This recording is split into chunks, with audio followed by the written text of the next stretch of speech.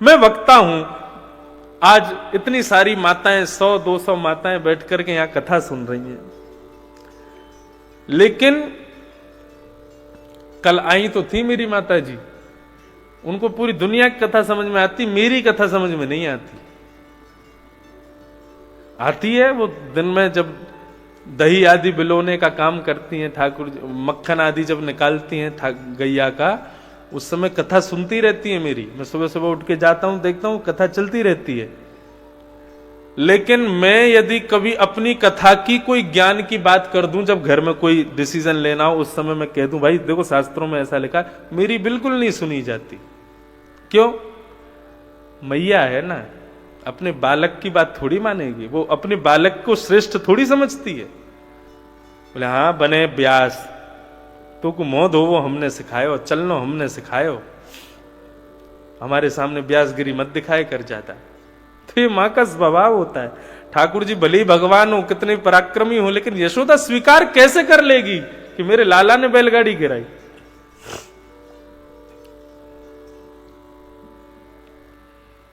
किसी का बालक इंजीनियर बन जाए, डॉक्टर बन जाए, कितना भी बड़ा क्यों ना बन जाए, लेकिन बेचारी भोली भाली मां जो कभी स्कूल भी प्रेम से नहीं गई, कॉलेज का मुख नहीं देखा, उसके सामने बालक आईएएस ऑफिसर बनकर के खड़ा हो जाए तो मां तो उसको अपने सीने से ही लगाएगी, तब भी प्रयास करेगी कि इसको गोद में ही खिला लूं मैं।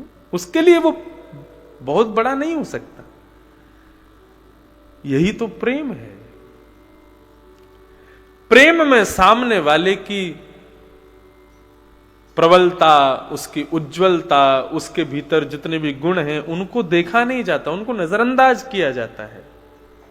और सामने वाले को भी चाहिए कि मैं अपने गुण का बखान सबके सामने करूं, अपने प्रेमी के सामने ना करूं। यशोदा मैया ने बालकों को थप्पड़ मार के भगाया, बोले चल झूठ बोलो, मेरो लाला थोड़ी गिरा सके इतनी बड़ी बैलगाड़ी। ठाकुर जी मंद मंद मुस्कुरा रहे हैं, बोले कि यही तो हमारी प्रभुता है, सबको दिखे लेकिन मेरी मैया को नहीं दिखे। मैया लाल जी को गोद में लेकर के भीतर आई। धीरे धीरे ठाकुर जी और बड़े, 1 साल के हो गए। अब जैसे ही ठाकुर जी 1 साल के भय, अभी तक नामकरण संस्कार नहीं हुआ, ठाकुर जी का नाम ही नहीं रखा। तृणावर्त नाम का दैत्य आया बवंडर के रूप में, भंवर बन के। ठाकुर जी ने जैसे ही देखा तृणावर्त आ रहा है, मैया गोदी में खिला रही थी लाला को, ठाकुर जी ने कहा मैया मुंह को दूध पीनो। 1 साल का बालक, कई बालक बोल नहीं पाते, लेकिन कई बालक तोतली भाषा में धीरे धीरे बोलने लग जाते हैं। ठाकुर जी इशारा करके कहते मैया मुंह को दूध पिला। तो मैया अपने काम करती जा रही है और अपने पयोधर को लाला के मुख में दे देती है। ठाकुर जी दूध पीते पीते पीते पीते अपना वजन इतना भारी कर लेते हैं, यशोदा मैया को लगता है इतना भारी कैसे है क्यों लाला, अरे यानी बहुत दूध पी लिया और अपच नहीं है जाए। तो ठाकुर जी को सामने पालने में सुला करके मैया अपने काम करने चली गई।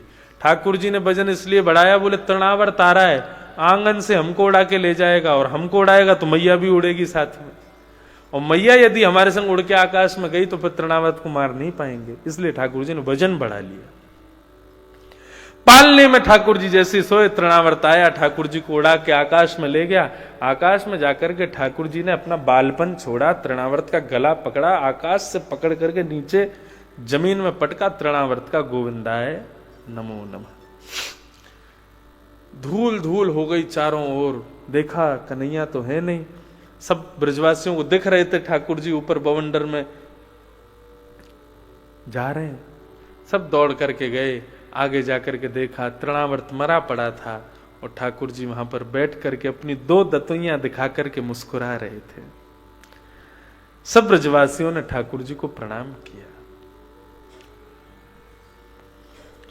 ठाकुर जी 1 वर्ष के हो गए लेकिन नामकरण नहीं हुआ। क्यों नहीं हुआ? बोले नंद बाबा के जो कुल पुरोहित हैं वो मन में विचार करते हैं कि भैया ये नंद बाबा के लाला तो है नहीं, ये तो वसुदेव के लाला, उनको तो पता है सब। और वसुदेव के लाला का नामकरण मैं कैसे कर सकता हूं? भाई जिसके लाला हैं उनका कुल पुरोहित के नामकरण करे ना। तो नंद बाबा के कुल पुरोहित है सांडिल्य मुनि, और वसुदेव जी के कुल पुरोहित कौन है? श्री गर्गाचार्य जी महाराज।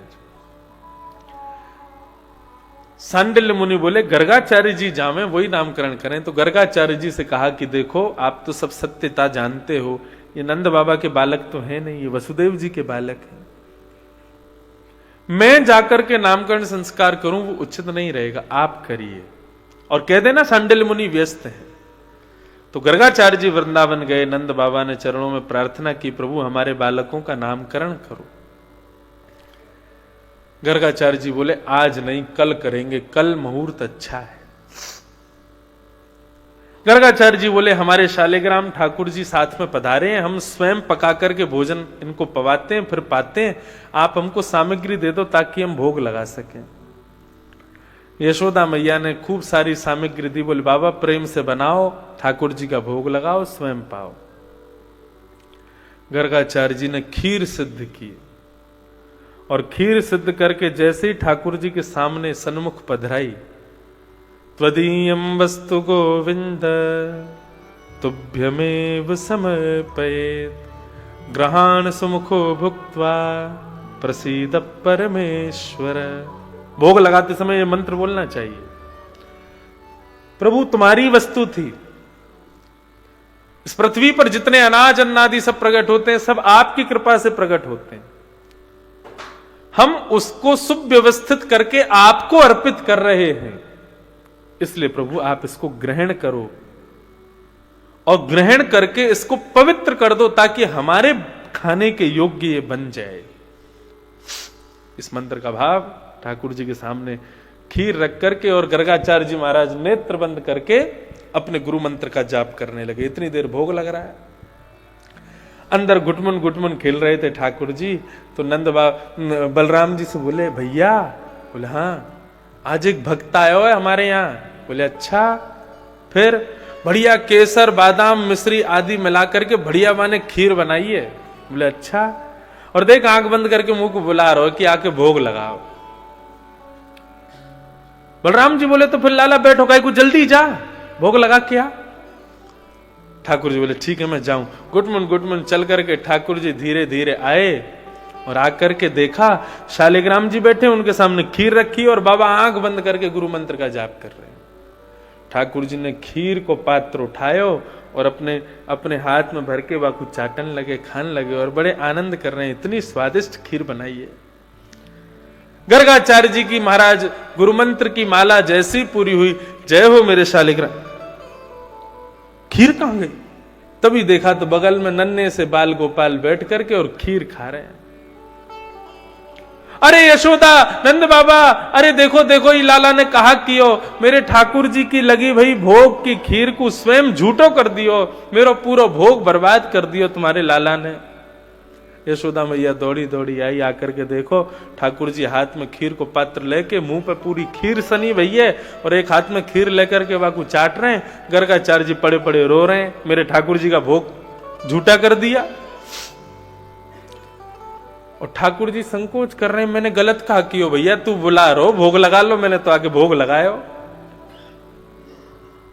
मैया आई, अरे महाराज जी क्षमा करियो, खीर को पात्र हटायो, ठाकुर जी को उठायो, हाथ मुंह धुलाए, भीतर बस श्री बलराम जी के पास छोड़ करके आई। आगे कही बाबा क्षमा कर दियो, छोटो बालक है, बड़ो चंचल है, ऐसे ही खा जाए। अरे आपको तो केवल भोग खायो, हमारे नंद बाबा के तो शालिग्राम को गुलाब जामुन समझ के खा गए हो।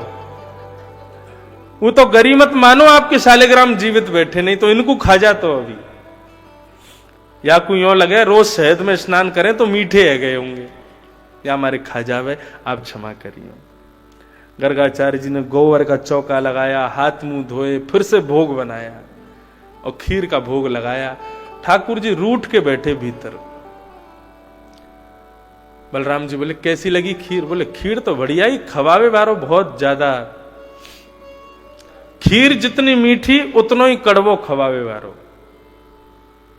कोई बात ना भैया, अब की बार या बुलान दे, अब की बार भोग बना के बुलावे को, या को मजा नहीं चका दियो तो मेरो नाम भी गोपाल नहीं।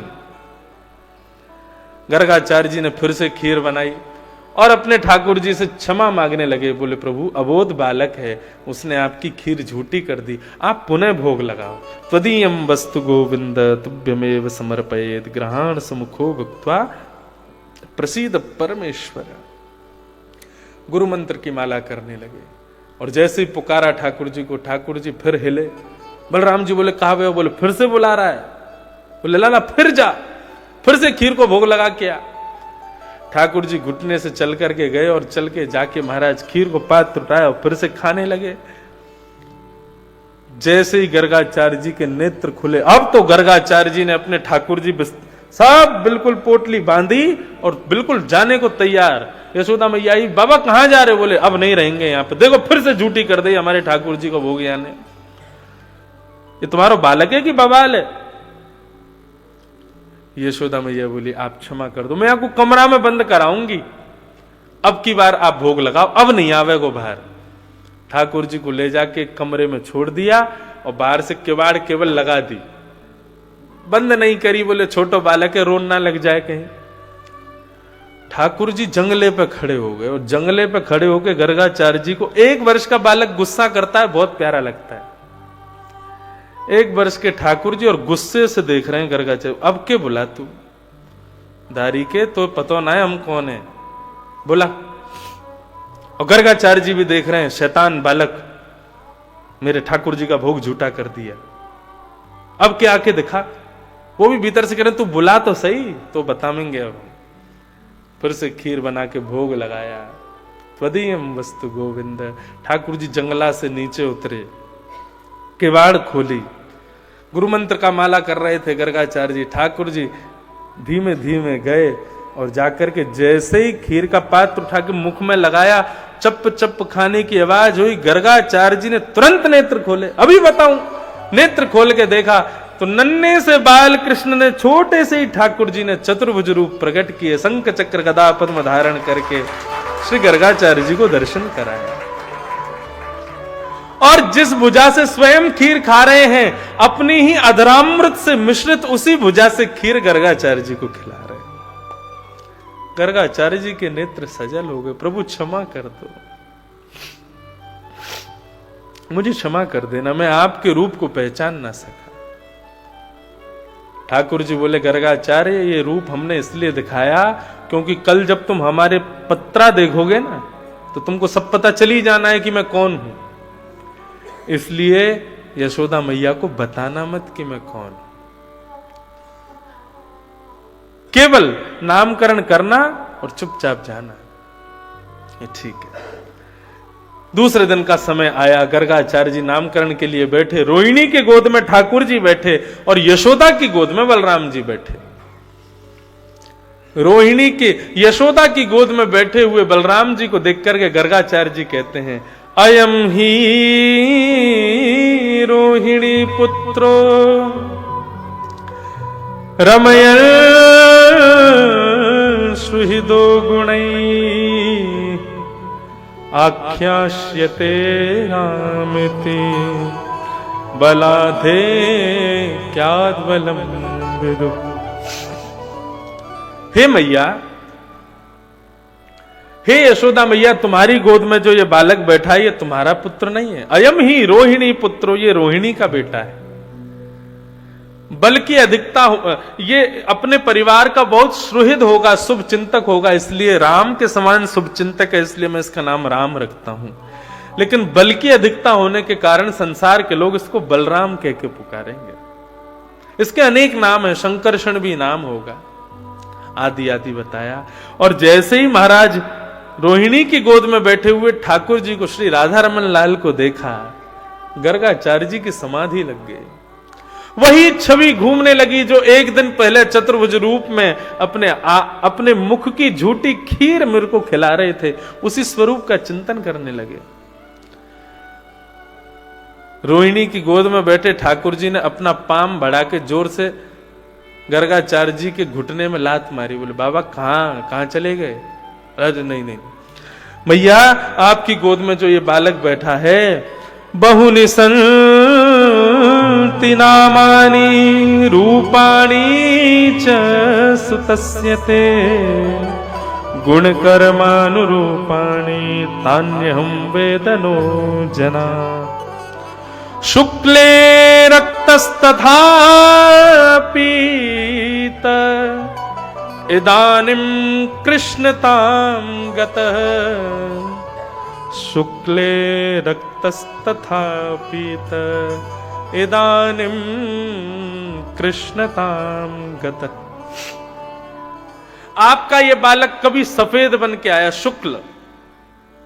जब हंस बने थे ठाकुर जी, तब शुक्लांबरधरम विष्णुम शशिवर्णम चतुर्भुजम, हंस रूप में ठाकुर जी सफेद बन के आए। रक्त वर्ण जब धारण किया, परशुराम बन करके आए। पीत वर्ण जब धारण किया, ठाकुर जी राम बन करके आए। इदानिम कृष्णताम गतः, इस बार आपका ये बालक कृष्ण, कृष्ण का अर्थ एक प्रकार से काला भी होता है, तो उन्होंने कहा आपका ये बालक कृष्ण बनकर के आया, सांवला बनकर के आया, इसलिए मैं इसका नाम कृष्ण रखता हूं। बोलो बाल कृष्ण लाल की। ठाकुर जी का नाम कृष्ण रखा गया। अब तो महाराज एक दिन यशोदा मैया ने, ठाकुर जी का नामकरण हो गया, तो अब कृष्ण कह के, कन्हैया कह के, कनुआ कह करके मैया बुलाती है और ठाकुर जी दौड़े दौड़े आते हैं। एक दिन मैया ने क्या किया, ठाकुर जी चौक में खेल रहे थे, तो लाल जी के चरण पकड़ करके पीछे से मैया ने सोने की पायल पहना दी ठाकुर जी के चरणों में। अब तो महाराज ठाकुर जी जैसी चले तो झुम झुम छुम छुम आवाज आवे, और जब छुम छुम आवाज आवे तो ठाकुर जी पीछे मुड़ के देखें ये छुम छुम आवाज कहां से आ रही है, और ठाकुर जी के स्वयं के चरणों से आ रही है। इस छवि को देख करके समस्त गोपियां आनंद कर रही हैं।